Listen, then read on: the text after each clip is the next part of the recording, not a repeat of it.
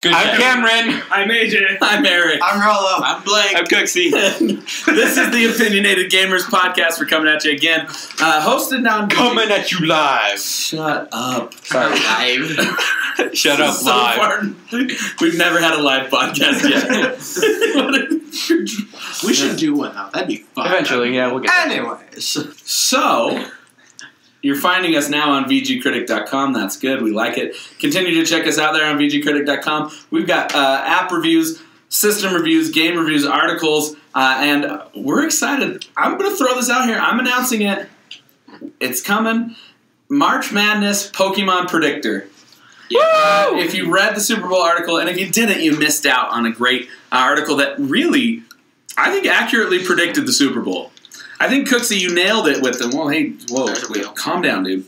I think, Cooksey, you nailed it with your Pokemon predictor. So, for those who didn't read it, what Cooksey does is he takes the mascots of the team, gives them a Pokemon that's very similar to what their mascot would be, and then, based on the Pokemon statistics, it basically predicts the outcome as if it was a Pokemon battle.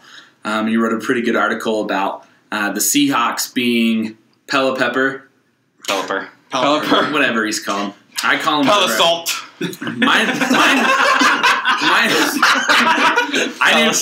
named mine France, so it's been France ever since I caught it.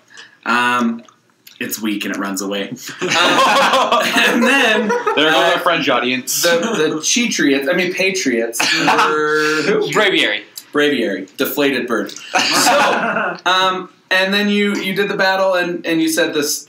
Ultimately, Pelipper should win based off the statistics, and the only thing that would make the Pelipper lose is a critical hit, and a critical hit is throwing an interception on the 1 yard line. Hey, critical hits did happen. And it did. I thought it was an excellent article, and we are going to expand this into March Madness and hit every tournament team throughout the whole entire tournament, predicting the national championship game and all that. So it's going to be a lot of fun. So I'm throwing that out there. All right, let's get to the wheel. it's a middle 12!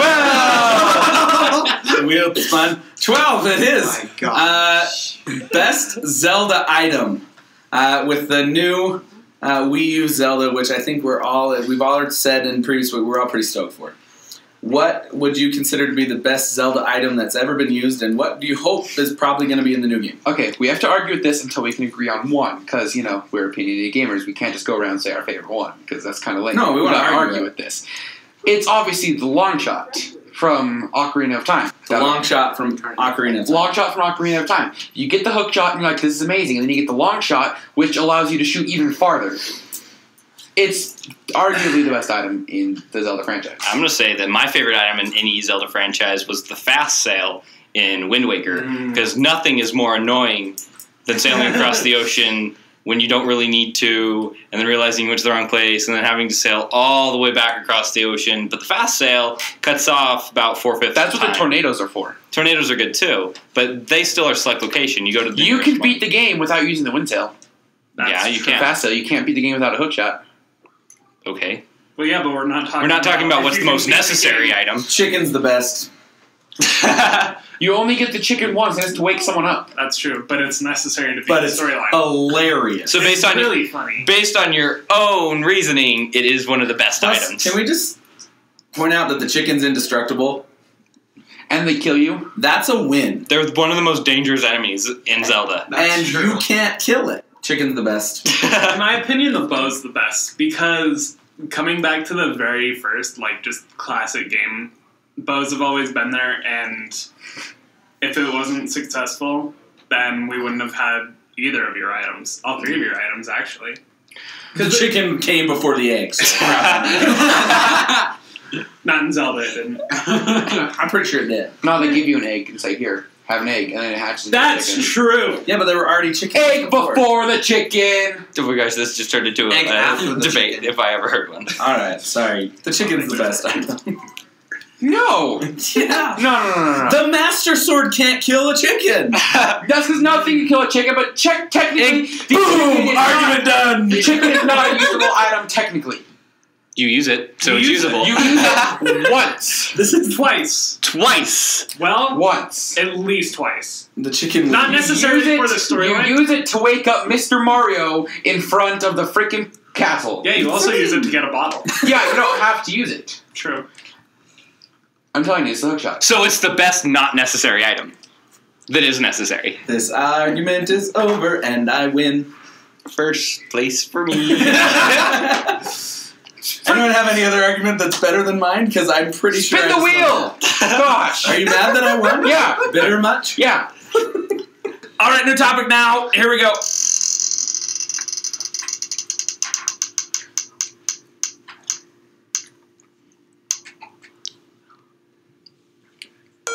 Hey! All right.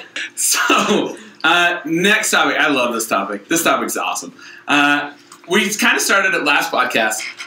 Star Fox, we're excited. Well, Cam's excited for it. Cooksey is not, because he hates Star Fox, apparently. Cam loves Star Fox. After we ended the podcast, this argument continued a little bit. So we thought we'd add it to the wheel. Cam argues that Pokemon is Just as repetitive as just Star as Fox. repetitive as Star Fox, which Cooksey threw out and said Star Fox, one of the reasons it stinks is it's too repetitive. So Cam argues that Pokemon is more repetitive than Star Fox. So let's hash this out right now. Okay. Mano y mano. In the red corner, we've got In the red Cameron corner. weighing pounds. And in the blue corner, we've got Cooksey weighing about Less. 5. About Well, I 5 gotta pounds. stop them. I gotta stop that. All right. Let's go. Well, What's okay, more no. repetitive?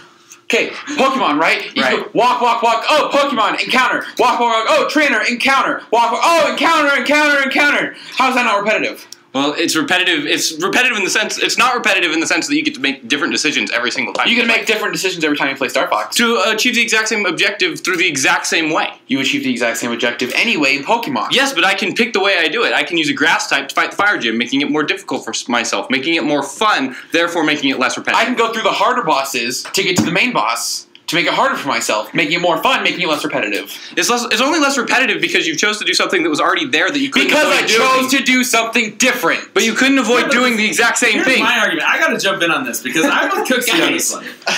Star Fox, every level is the same thing. It's fly the ship, point at the enemy, shoot it over and over and over and over and over again. Even if I choose the different route to get to the big boss, it's still every level is the same thing. Oh, In here, Pokemon, this is my 800th encounter with the level 3 Wurmple. Woo! apparently it's because you can't make it past the first gym. Because if all you're encountering is level 3 Wurmples, then you've got a bigger issue. The only repetition you're having is your losses. No. I have beaten the game. Once. Twice. Twice, Three okay. times a lady. I've beaten twice. I've beaten X and Y. I've beaten Fire Red. I've beaten Red. I've beaten So, Yellow. boys. Oh. Try doing What's something your new point? that's going to make it different. No, Pokemon is just as repetitive. Only if you make it repetitive. No, I can't that's choose not to make true. Star Fox unrepetitive. There is no other. There are alternate ways to play Pokemon. Built into the game, they've given you 3 ways to play Pokemon: catch them all, challenge the champion, and contests. Yeah. 3 different ways that you can breed, raise Pokemon, and play with Okay, different objectives that gives you 3 that are playthroughs. completely That different. gives you 3 playthroughs that are completely Then you add I the can other get ways, 3 where you're playthroughs playing- with you're Star adding- Fox that you're are playing- completely different. You're playing Nuzlocke, you're playing Wonderlock, you're playing, that's so many different ways, and Star Fox is the same game of go out, get in a plane, shoot enemies, beat the battle boss. No, you're There in is- the Lilat system. You have to freaking free the Lilat system from Andros. Okay? Andros is controlling the system. And You when gotta I take do it that, out. and when I do that, what happens? Then you win the game. You get to meet your father, who you presume is dead. Is there post game? Was Andros your father? No. Can you compete against Andros other killed your players? father. Did he go, I am your father? I'm out of here. No. No. See you, Cam. Well then. I'm on Cooksee's side. Aren't we all? Here's the thing.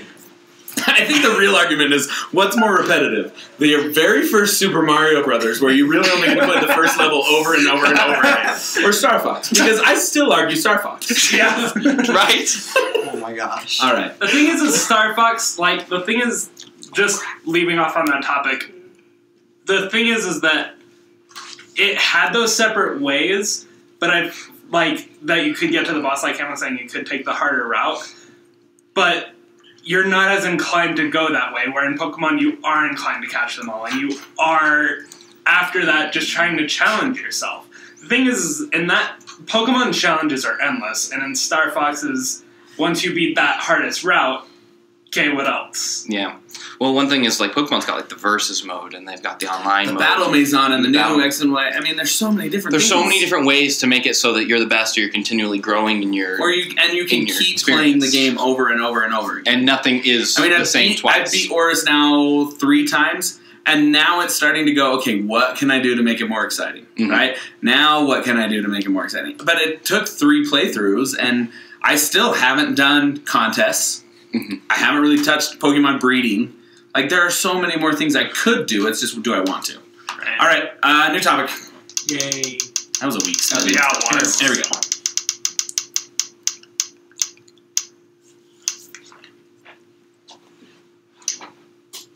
Seven! All right. I gotta admit, I'm out of my depth on this one because it is a Minecraft topic, and we all know that I'm probably the only person here who does not play Minecraft. Might be the only person in the world that doesn't play Minecraft, as a matter of fact. It feels like everyone and their dog plays Minecraft. So I am going to pass this off. The topic, though, is it's called Whether the Wither. Is it the Wither a good addition or not? And since I have no idea what the heck the Wither is, Rolo, I'm going to pass it off to you because you are the Minecraft expert. Thank you, sir.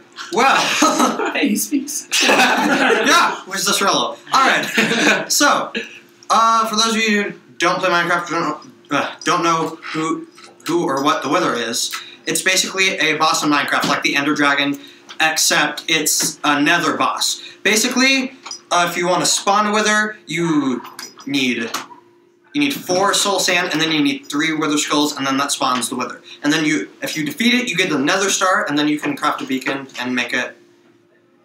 But the Wither, a lot of people think it's a good thing to have in Minecraft, and a lot of people think it's not good to have. Because a lot of people don't really like using beacons. I don't know why, but I don't know. What do you guys think?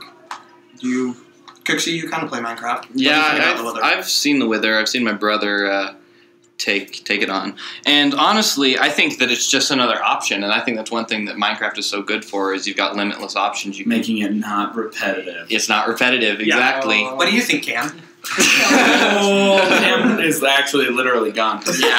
So he was pissed. Probably still not as repetitive as Star Fox. And I think he would argue that. I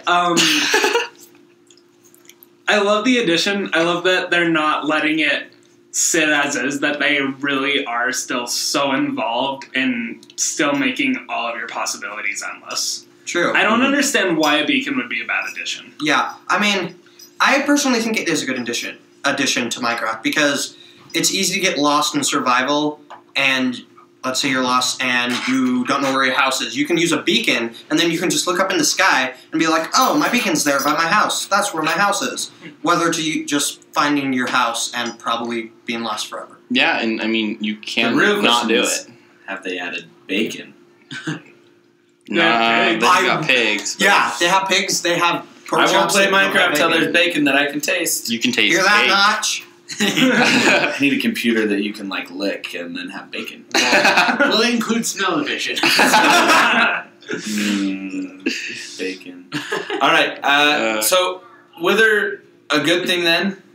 I would say because I would say. I would just You go can't- around placing beacons everywhere. I think that might be the fear. Yeah. Is that people will overuse. The I would like go to my beacons. friend's no. house and just surround his house. Well, with no. multiple The thing ranks of is, beacons. you can only defeat the Wither once, and you need 1 nether star to make a beacon. So if you're in survival, you can't. Make more than one. And yeah, unless you get more materials to fight another Wither, which is going to take more time. Okay, so they went about you can't just Yeah, you mass produce beacons yeah, you everywhere and can. just confuse the heck out of people. Yeah, you can. That'd be funny. I mean, in creative mode you could, but Right. not with enough. Suckers. Yeah. All right. Okay. Interesting. All right. Sweet. Final topic. Ready? One more time. Let's spin the wheel. Ready? Here we go.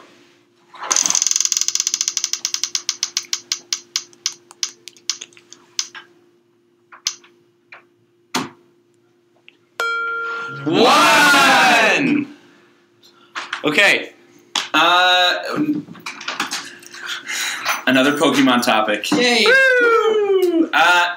This one, there's a little speculation going on here that with Oris, that we may be seeing the end of the Pokemon franchise. That maybe the storylines are going to come to an end, and it may not continue. Do you think that they are leading up? I guess it all points back to X and Y. Yeah. Because if you go through the alphabet, right, X, Y, Z, and That's how they ended the that's decks. how they ended the decks, right? Yeah. So it's scary. If we hit X and Y already, then is that pointing to an end? Well, a predicted game that they may do next, which we kind of talked about, is they talked about doing like a Pokemon Z. And I think that would be the game that they would end it with, and that's why I'm like kind of like edgy about it. It's like, oh my gosh, are they actually going to consider doing this? And if that would be the right way to end it, I think. But I'm not saying that I agree with the fact that that's how they would end it. I don't think Pokemon could end. It's too repetitive. I've been waiting on that joke for like ever. No, but I think what would be really cool is maybe in like 10 years, if they did do later than a remake of X and Y and releasing it with Z. Yeah, that's not a bad idea. You know, maybe when they do start to lose some of the hype. Because right now, Pokemon has got some of the highest fan base it has ever. And they've not only just broken... I think the sales of Oris show that. Yeah. Yeah. They've not just like got record-breaking sales, but their demographic is showing that they're including more girls ever since Gen 4. Like, it was always a gender-neutral game. It's always been known for that. Like, originally, they were going to use actually Clefairy as the Pokemon that represented rather than Pikachu. Interesting. So they were always like using these cute Pokemon, but they were worried that Pikachu wouldn't come across, or would come across more. They used Pikachu because it was more gender neutral, I guess. Mm. And what they've done is they've always kind of done that. And then Gen 4 with Dawn's sprite and the power that Dawn has, like in the story, attracted a lot of new fans. And ever since Gen 4, they've had a very neutral gender base, and it's just grown. I mean, Pokemon is so open to everyone that they have such a huge fan base, they can't just stop. Well, and at the same time, because it is so open to everyone, it'll spread. Like, I never really got into Pokemon until my cousin started showing it to me, and now there's, like, a huge number of people in my family. I think it also goes back to, if you've got a good product, people are going to come back. Because I played Pokemon when I was little, and I'm old now, the oldest one in the group. But I didn't play Gen 2, 3, 4, 5, whatever, It wasn't until last year that, you guys gave me Pokemon...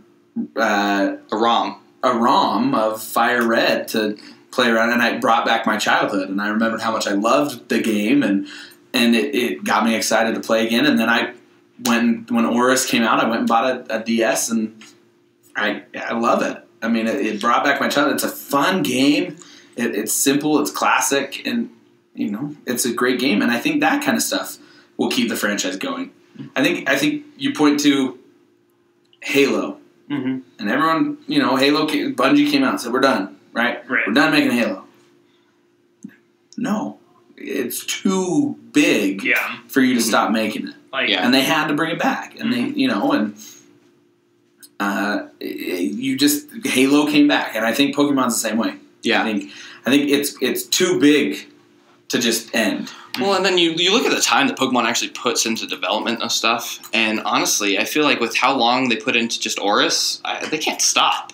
I mean, we've got a Wii U system that hasn't received a Pokemon game yet, like a real Pokemon game. I mean, they've got places to go. Dude, we talked about it last time. If you haven't heard our Pokemon with the Wii U talk, go listen to the podcast last week.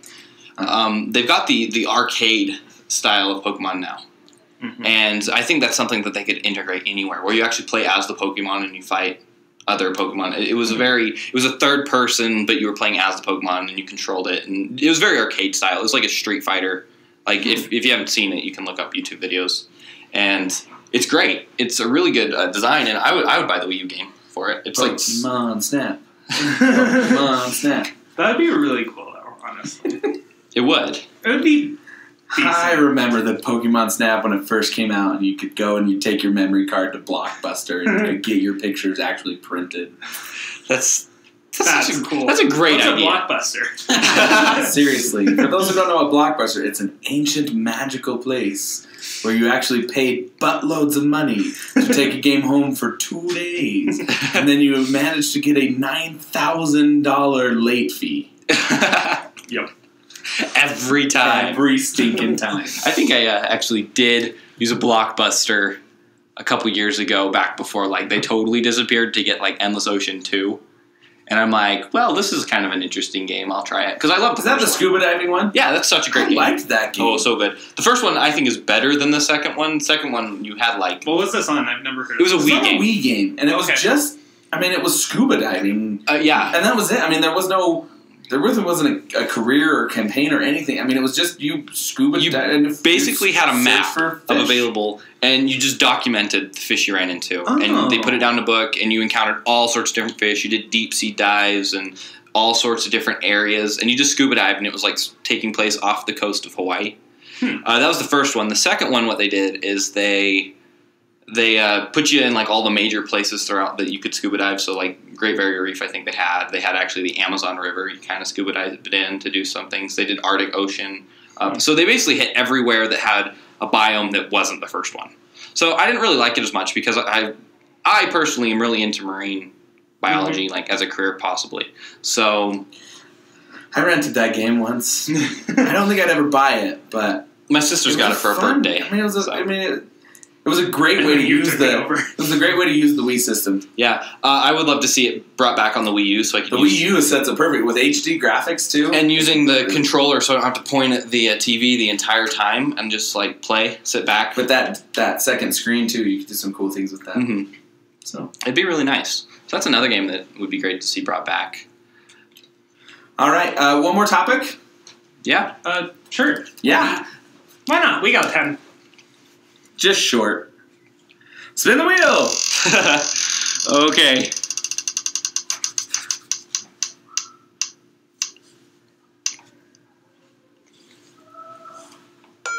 Two. All right. It's been out for a little bit. A few of us have played it. Want to know your opinion? If you haven't played it, that's fine. You can. You've seen it. Codename STEAM. Codename STEAM. Demo came out. There we go. I want to know what you think about Codename STEAM. Are you excited? Will you buy it? I'm about to sell to you. I liked it.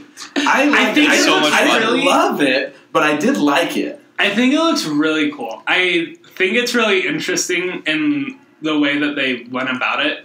They're definitely going to draw a rather large audience with the uniqueness of a game, and it's definitely a game that won't die out soon.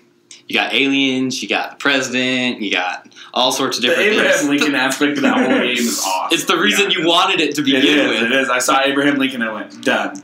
Now, if I can't play as Abraham Lincoln, I'll be slightly disappointed. I think you can. I think in the commercial I saw playable Abraham Lincoln. All I know kind of is thing. that you couldn't in the demo, but when he came out in the demo, I was like, yeah, go Lincoln. And I love the fact that they staged the assassination to keep him see. When I first So saw brilliant. it seemed like a Sims to me, which I was like, I don't know why. Like, just the character, like the way they look, It's that blocky. Yeah. I mean, and the graphics on it aren't spectacular, Well, but I no. think they did it for a purpose, and we've talked about this. Yeah, before, we have. Where it's not by any stretch of the imagination. No.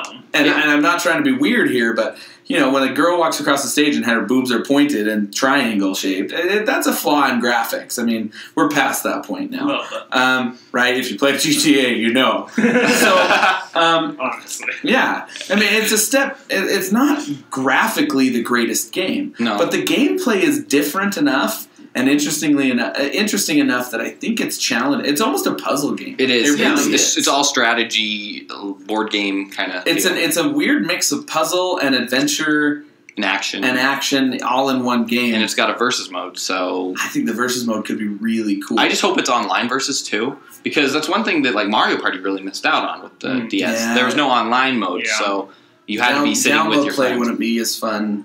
With that game, That game sets up. Codename STEAM sets up perfectly for an online. for an online game. But I personally liked it. I don't know if I loved it, but I did like the demo. I thought it was challenging. I thought it was interesting. I thought it was different. It looks it's going to be $40 when it comes out, which is a little bit cheaper than other games. It is a DS game though, so usually is cheaper. But it might be a better alternative to just go buy another DS game than to go drop another $60 for a new game, especially when this one is really fun and you can take it anywhere. That's an advantage of a DS. Yeah, I liked it. You didn't play it. I don't know anything about it. I know Cooksey wrote a review, and that's it. A good review. Check it out on VGcritic.com. Again, as always, go to VGcritic.com. We've got lots of reviews. Articles are coming. We got some videos in the works right now, so we're going to expand to some videos coming up here. And we've got some good stuff coming up. Plus, rumor has it that we're working on some contests that you could enter to win some free crap. Don't tell anyone. So check us out. Again, leave your comments in the box below. Let us know what you think. If you hate it, keep your opinions to yourself because no one cares. If you loved it, please let us know. If you've got any suggestions for topics for the wheel, We need them. We'd love them. We've got some, but we're sick of making them up ourselves. So we'd love to hear what you want us to talk about and hear what we have to say. Again, thanks for listening. We really appreciate it. Hopefully one day Cam will come back, but we don't know for sure. But we'd love for him to come back. And Yeah, I got to go apologize now so for being right again. it's hard to. You should probably go about it in a little more humble attitude. Don't go up to him and be like, "I'm sorry, I was right." Again. Again. All right, we'll catch you next time. Bye. Bye.